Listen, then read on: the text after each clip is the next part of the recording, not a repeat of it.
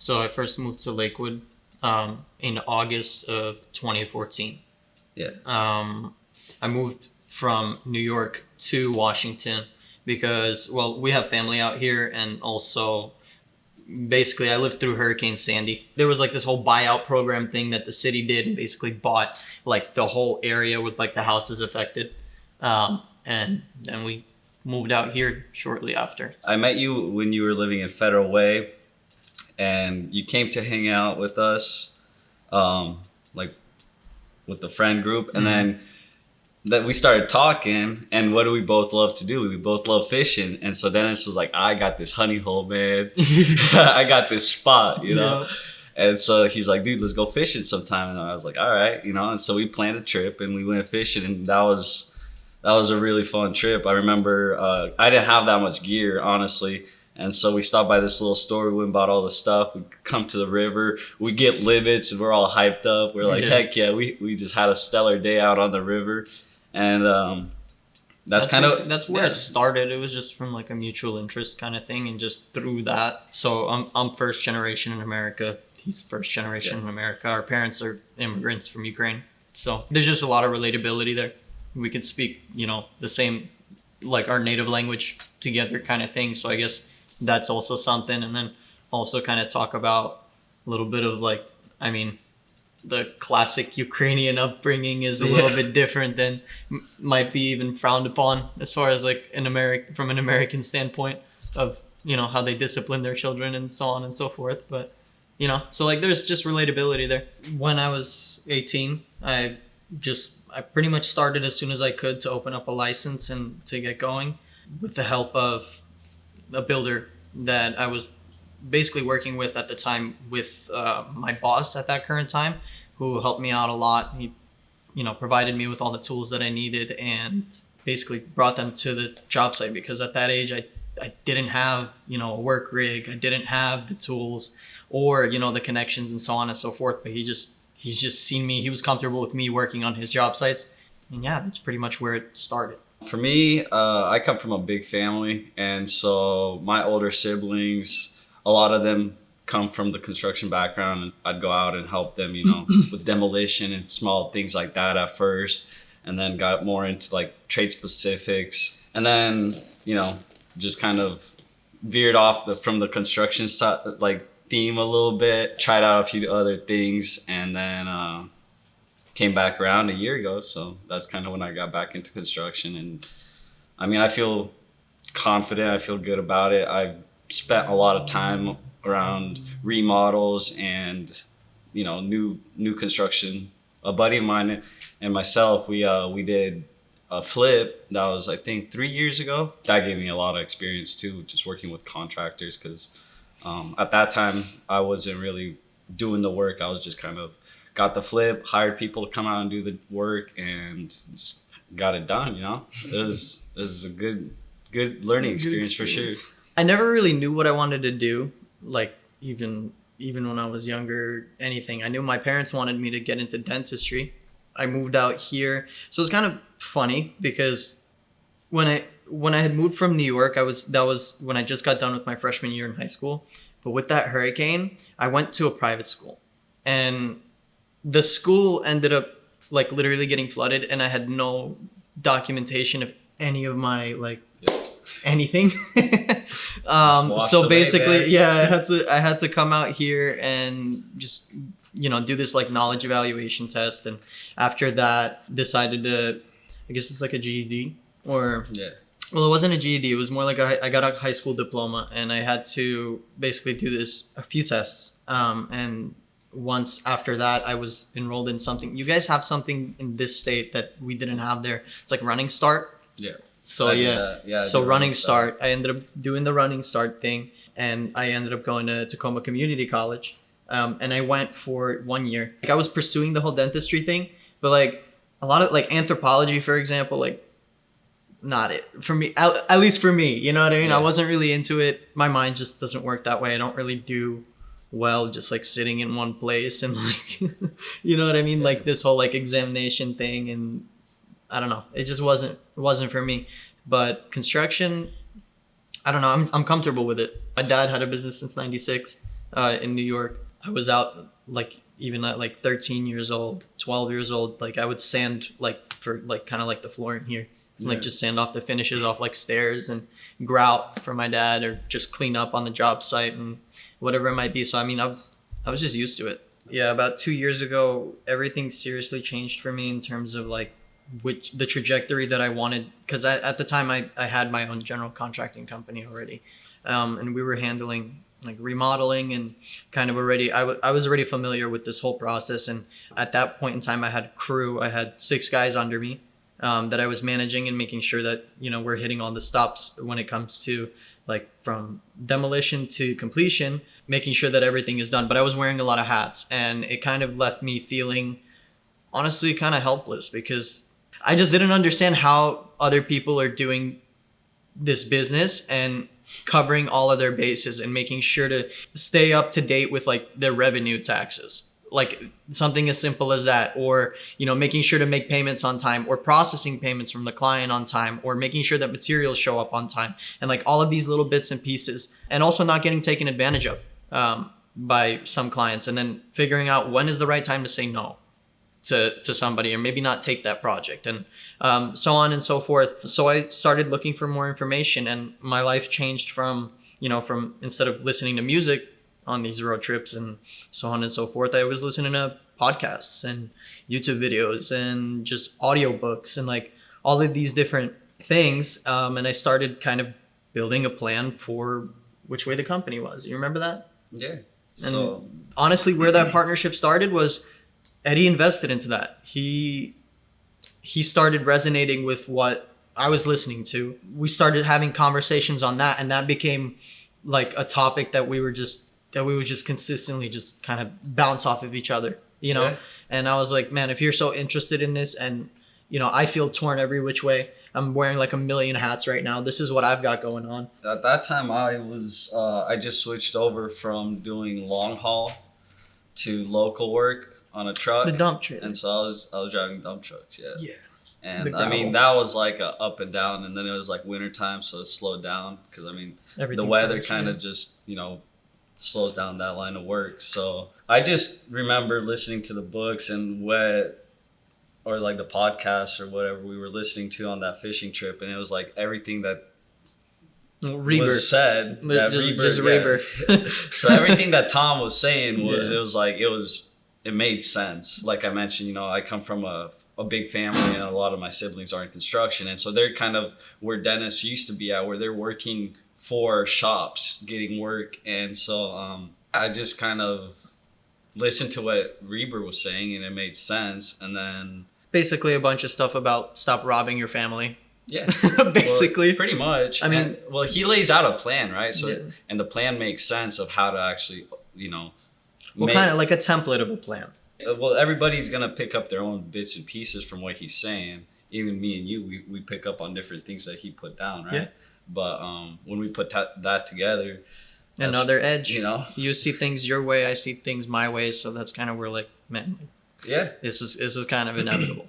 And then, I mean, for me, it was kind of like, I kind of like looked at my life kind of from a side view, and I was kind of like, okay, like, where do I see myself kind of in the next, 10 years, like, am I going to be still driving dump trucks, or am I going to, like, I've been in a few different trades. And so, and then kind of like what you were saying about your dad, it's kind of like, I look at my dad, and like, he came here, he was first generation Ukrainian, and he hustled, like, I have 10 siblings, so there's 11 kids in my family, and he hustled to support all of us, and we're all well and grown up and stuff. And so, but now he's retired, and looking at kind of where he's at and like how much he put in to the company that he was working for, it doesn't seem fair, kind of. So it was like, for me, it was like, I don't want to end up like that. And so I kind of took a view, like a side view, and I was like, all right, I want to do something where I could, build something, and it'll just prosper, I guess, so to say. And just kind of looking out for, my future family and stuff like that. And then that's when the opportunity came along, and Dennis was like, hey man, I said, if only I could duplicate myself and have somebody that could do what I could do, Yeah. like I would be way better off.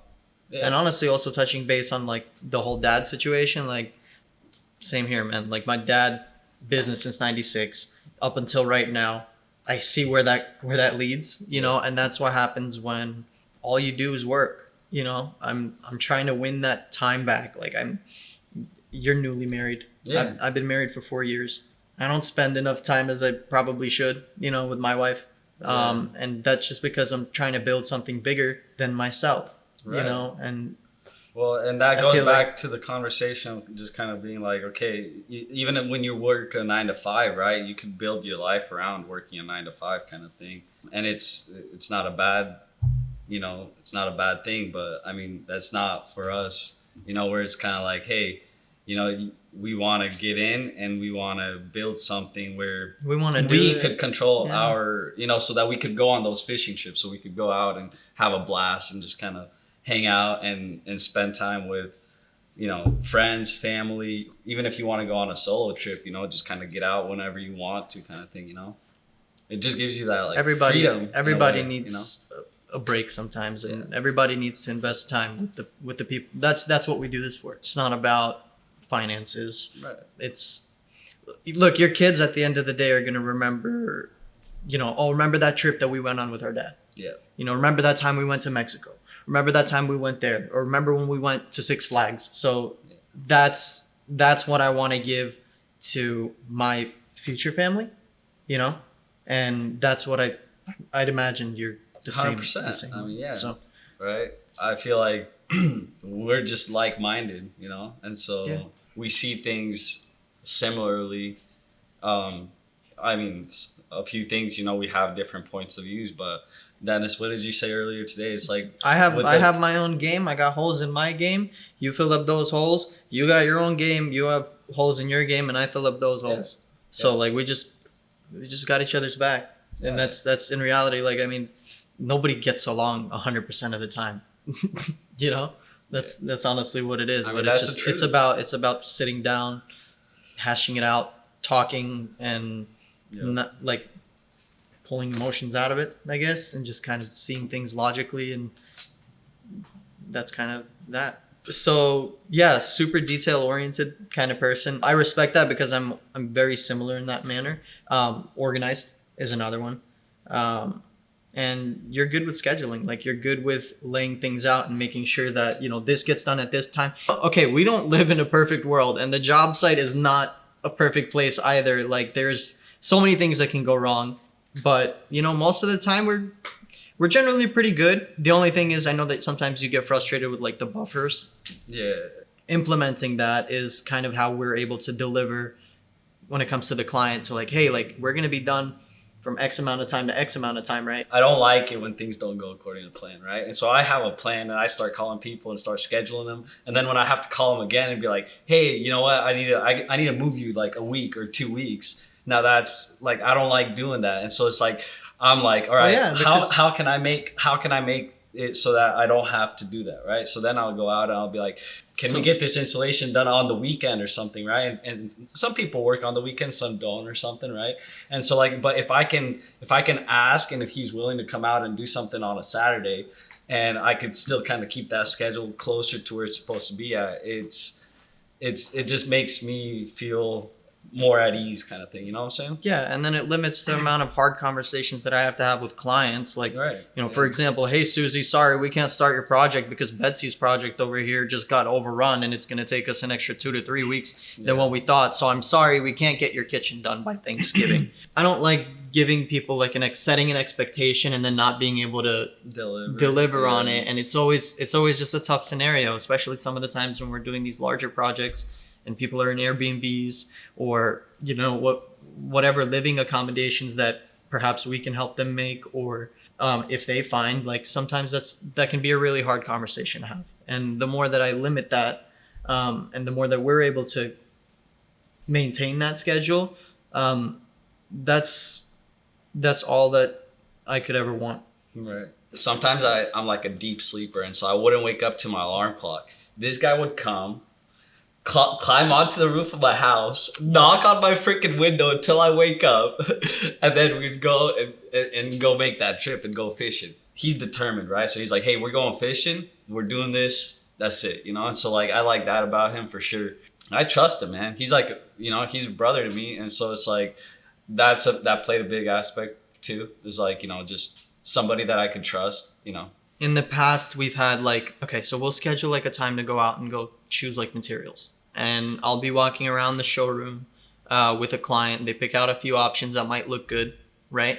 So the client picks everything out. We spend sometimes 2-3 hours, you know, walking through a specific showroom and picking out specific things that would work together, you know, with tone consistencies, whether it's, you know, cool tones or warm tones and so on and so forth, and just, you know, different materials, right? We select everything. I start pricing this job out. I give the client an expectation of like, hey, you know, this project can be from anywhere from X amount to X amount, and it can take us from, you know, this long to complete. Does this resonate with you? Does this work? Does this kind of meet your expectations? Say that everything goes smoothly there.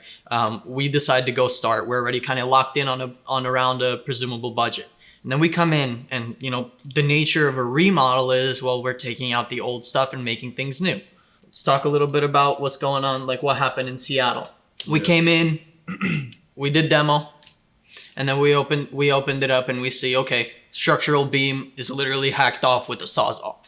Okay, so this just, like, there's literally sag, like we, in the joists, and like the previous contractor beneath the subfloor put like shims to, you know, support a toilet. So she hired them to do the bathroom, but they didn't, instead of removing the floor, because they would have found that if they would have removed the linoleum instead of putting the floating floor on top of it and calling it good. You know what I mean? If they would have removed the linoleum, they would have seen, oh, what is going on over here? Dude, they saw under the tub.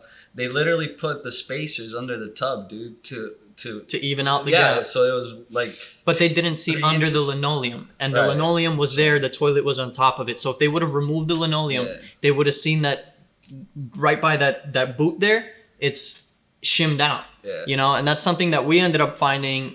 Because, well, we were trying to change up the whole floor, and the client wanted to do this specific floor, and she wanted it to be continuous into the bathrooms as well. That was due to that big glulam beam being just hacked off.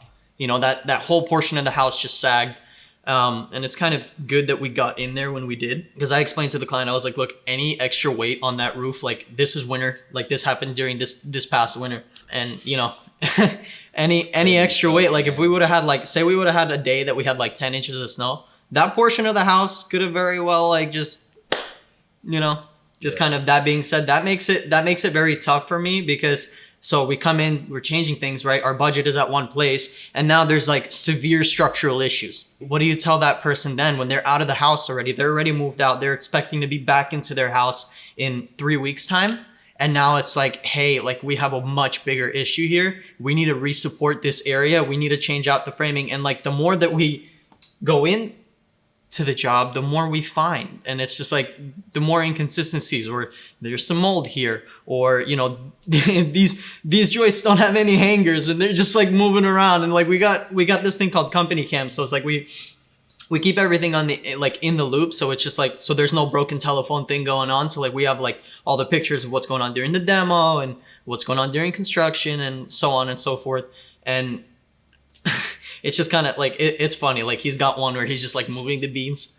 And he's like, oh, look at this. And we were able to show that to the client, and like the client's like, oh my gosh, I can't believe like that's what was going on in between the walls, you know? And it's just, it's always so tough to just say, hey, yeah, it was going to cost this much. Well, guess what? Now this just went 3 times, you know, where it was. And luckily the clients that we're working with are distinct people. They are people that understand. And I was able to kind of set the expectation forward. Like, this is Pandora's box. Like, I really don't know like exactly what's going to happen when I open it. Like, yeah, I have enough experience. You can send me a few photos of the space and I can give you an idea of what this is going to cost and how long this will take. Because I mean, I try to get the clients all the information off the first phone call before they're able to make a decision, before they schedule anything. It just to give them an idea of like, hey, this can cost anywhere from here to here, and take from, like I said earlier, take from this amount of time to this amount of time. Does that work for you, kind of thing? So I definitely try to pay that forward and set that expectation. But it's always hard when they pick everything out and then you gotta like put all of that on pause and kind of pull it away from them, because I don't know what they have going on in the budget side of things and what that might be, and potentially how to accommodate that. I mean, I have a few resources, but it's all about communicating and sometimes finding that great fit. Like we do have, specific questions. Well, I do ask specific questions just to kind of get an idea of, who will I be serving? And honestly, who's going to be my family for the next X amount of time, right? So it's a project. I'm there 8 hours a day. My guys are there, we're practically family for, that's a third. Is that a third or fourth? I think that's fourth. Is that a fourth of the day? Third of the day. It is 8 hours is a third of the day. Yeah. Okay, you can't count the other 8 hours that you sleep though too. So we could talk about it's a half a day. Yeah. I mean, right? Okay, so so like half the day for, let's just say an average kitchen remodel project is, I don't know, 2 to 3 weeks, right? Depending on how extensive, of course. But dude, I'm your family for the next 2 to 3 weeks. And I want to know who's going to be my family. How are they going to take it if there is some kind of news that is unsettling to me and I don't want to talk about it, like kind of thing, but I have to have the tough conversation. Yeah. And it's always tough. I mean, you see it. That's one of the things that we run into often, especially with the older houses. Yeah. Houses that need a remodel. Yeah. So everybody wants it to be nice and pretty and shiny. But then when that's the thing is like, when we start doing demo and we open it up and it's like, hey, before making it pretty, let's make it, sturdy. Let's make that it right. Foundation structurally right, sound. Let's do it right. Because I mean, you could come in, you could change fixtures, you could change a kitchen in the next 5-10 years if you want, but at least you're not gonna have to rip off all the drywall again. Like if you're going this deep into it, let's do what's behind inside. Let's get that done right first, and then this. Like the outside stuff. So yeah, like what's on the surface doesn't necessarily always matter. If hopefully that we don't get 6 to 7 inches of snow. Yeah. Or something like. Better to do it if you're gonna have guys running through your house and it's gonna look like an absolute bomb went off in there. Yeah. Right. Let's do it once. Let's do it right. And so that way it's guaranteed that like nothing will go wrong unless. I don't know, unless you have like a water claim or like a fire happen or something like that. We want to make sure that the property is bulletproof. Nobody wants to go through the extent of moving all their furniture and being displaced out of their home if that's necessary based on the scope, and then have to go and do it again in a year, 2 years time. Doesn't make sense. That same project just taught us so much because everything in this house was wrong. There's more new beams than there is existing beams now in it. Like everything pretty much has been changed. And because of something like that, because as something as dangerous as like just that point that I brought up ahead of time or right before, 10 inches of snow and you could be found in the morning with the roof collapsed over your whole family. Is it worth it? Why? Like, it's so much easier. Like, you can go to sleep calmly at night knowing that you did your absolute best. You made this house structurally sound. They don't have no squeaks, no creaks in the floor. The shower's 100% waterproof. In my honest opinion, it's just like, it makes, I can breathe easy, knowing that I delivered, that I did my best. And that's, in reality, there's that. When we start talking about the project and kind of like dive deep in like, why do they want it done? Kind of thing, like what's the root cause? Sometimes it's not about this bathroom's a little bit old. Sometimes you hear like, oh well, I don't really like, we have a book club or something like that, and we don't use this bathroom because I kind of don't want anybody going in there. And then you're like, well, why don't you want anybody going in there? And then you hear you hear like kind of like the true motive why they might want that space done, and just kind of creating that space for the family to just spend their time there. It goes back to the same thing as like what I was saying before. We don't do this for the finances. We do it because we want to spend time with our family. Like we want to have a cool fireplace area and a nice entertainment area where we could all kind of sit back and watch a movie. We can invite other people over, whatever, watch the game, right? There's some people want to do a kitchen remodel and remodel their whole like living area because they host Super Bowl parties. I mean, there's just so many little reasons, but it's more about it's gathering, it's family, this life in general. It's about the experiences that you spend with the people that you love. That first phone call, well, just me in general, right? Like, I'll use my truck for example, right? So I just got this new truck, and it's like an aquarium in there. I want to tint this thing, right? So I know I'm going to tint it, right? And I know I'm going to do it soon, right? My next step is I'm looking on Google Maps for tinting places. And then I call the first one I see, whatever one pops up. Maybe it's reviews or whatever, right? I call them. I ask, hey, I want to tint my truck. How long will it take to tint it?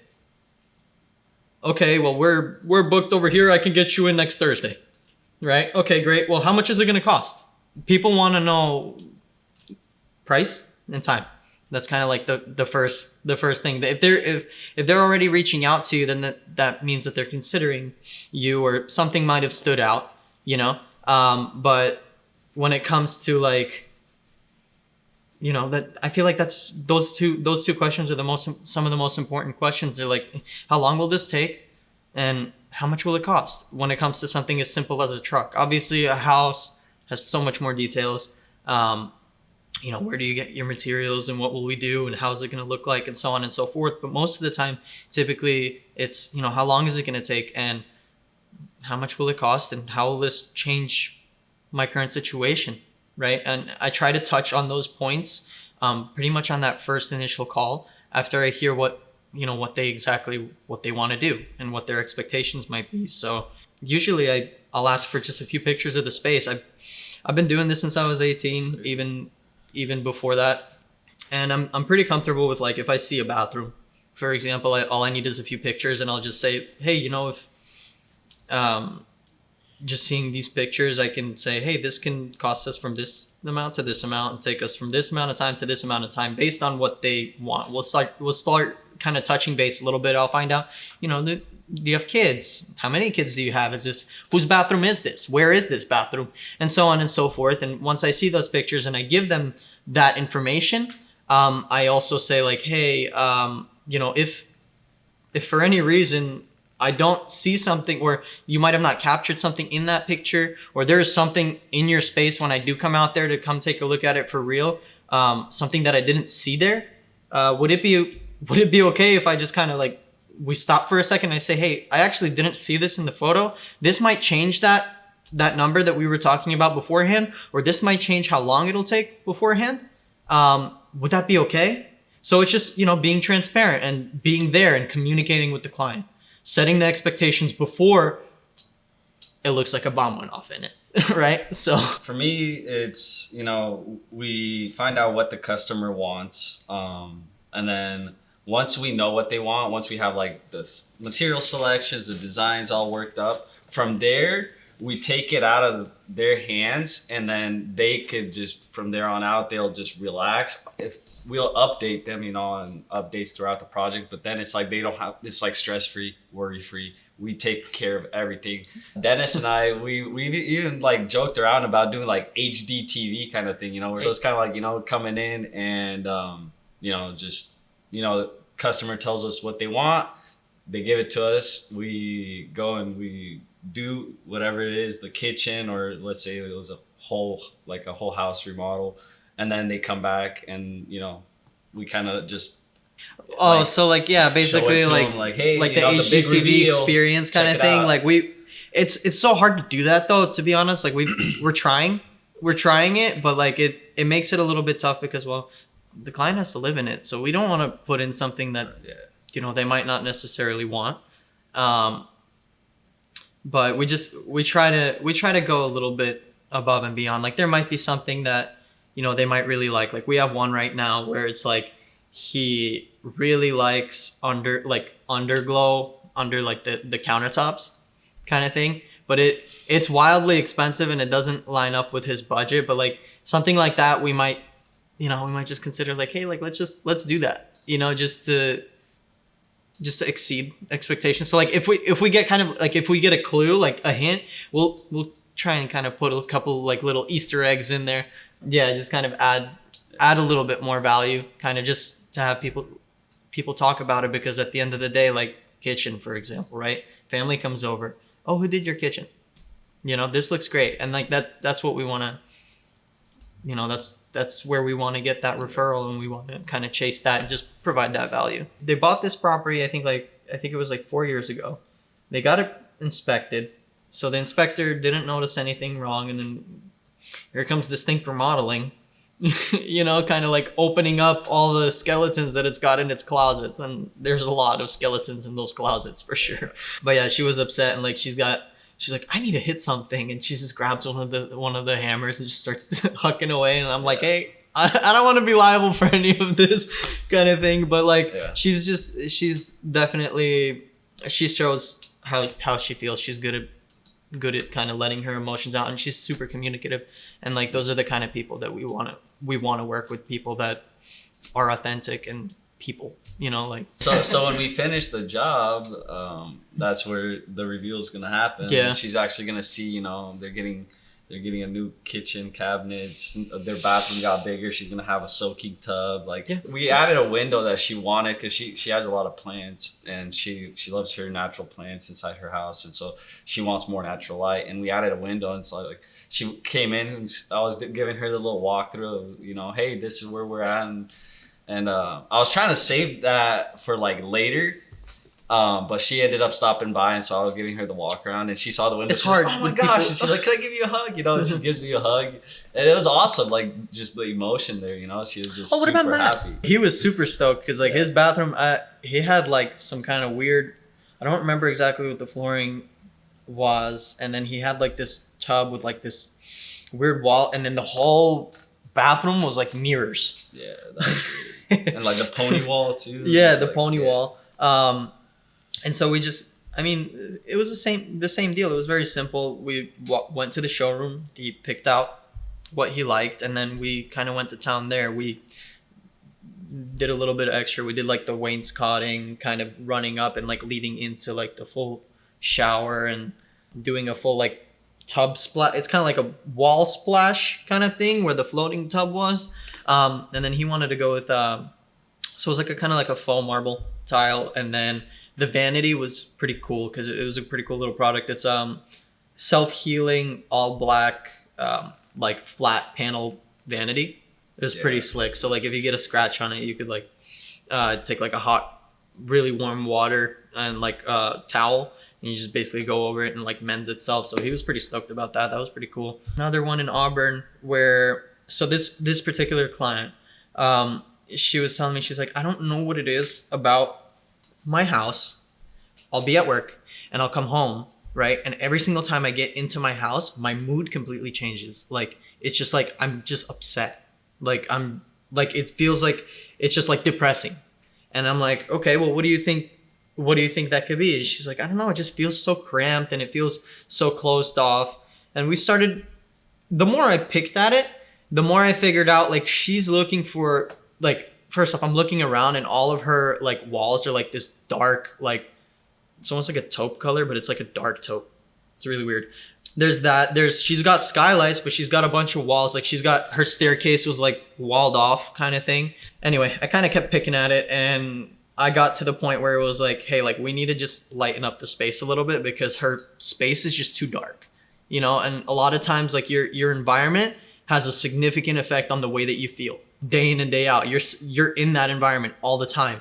So in being in Washington State as well, like we just do not get as much sunlight anyway. But we ended up just removing a lot of the walls, and we did like open railings, kind of like opened up the staircase, changed all the color of the paint. So just went with a lighter tone paint, lightened up the kitchen because she had like one of those wooden, like, you know what I mean? Yeah. Like that, like wooden oak kind of kitchen, and like this tiny little fireplace, and like not really. So we ended up changing up this whole thing. We did like a custom fireplace with, we did like the TV mount, the Smurf tubing, kind of hide away all the wires, floating vanities by side, floating shelves. And everything in a like a white shaker with this like super light. It's like a super light oak accent for the island. Kind of definitely like an American Craftsman, like kind of really classic kind of style. But just brightening up the whole space. Little coffee bar, kind of just making it a more pleasing environment. And like after that, she's got 2 boys as well. So it's her, the husband, 2 dogs, and 2 boys. But anyway, afterwards, she was just saying like, yeah, we just love spending time, you know, over here by the fireplace and watching TV. So like they just got this super like nice regal area. And then as you walk into the entryway, now there's none of these walls that cover up all the windows, and we just let in so much more light. It's always super rewarding when you can just come in and, you know, you could change this dull area that you can see that the clients are having a hard time like to spend their time there. And you just get to completely change the dynamic and just really brighten up the place and change the aspect of their life and how they spend time within that space.